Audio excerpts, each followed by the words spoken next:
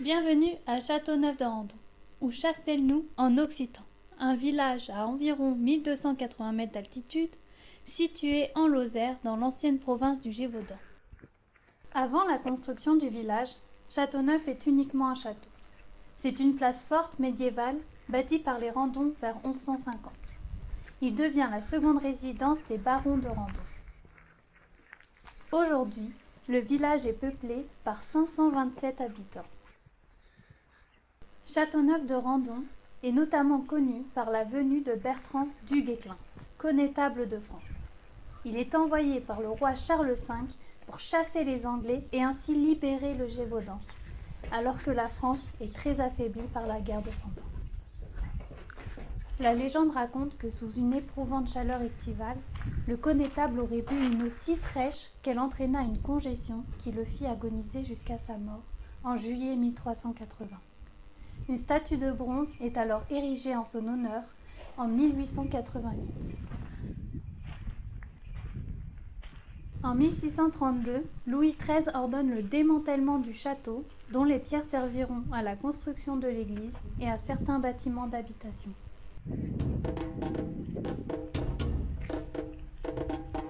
En 1821, un cénotaphe est construit à la mémoire de Bertrand du Guesclin. On est à la tour des Anglais, l'ultime vestige du château.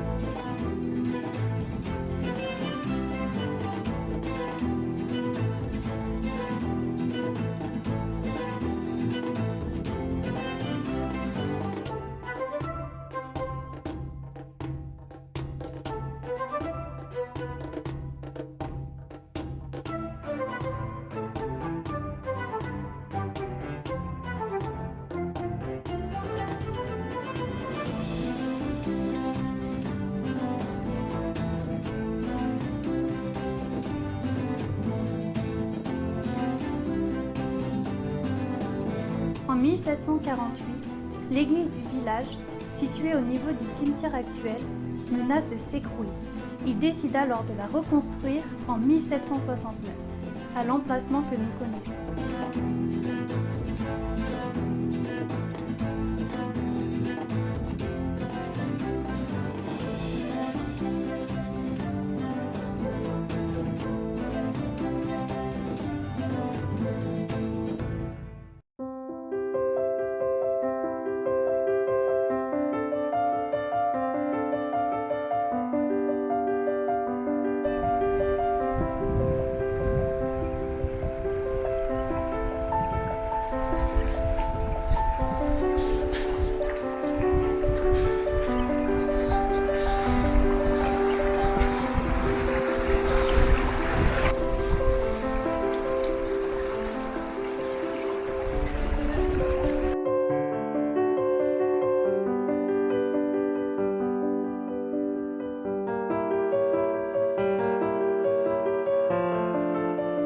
D'après la légende, Gargantua ou un géant nommé Roland revenait de la vallée française où avait été défaite une armée sarrasine. Il avait eu soif et pour se désaltérer, il but à la rivière dont il avait suspendu le cours en aval de lui. Il en laissa son sabot sur le rocher de Châteauneuf. La roche branlante, aussi appelée sabot de Gargantua, est une énorme et curieuse roche en forme de sabot suspendue au bord d'un précipice. Elle se met à remuer sur une simple pression de la main, bien que solidement assise sur le roc qui lui sert de base. Ici on est à la Souchère, on est au bout du village et là on va aller au point de vue.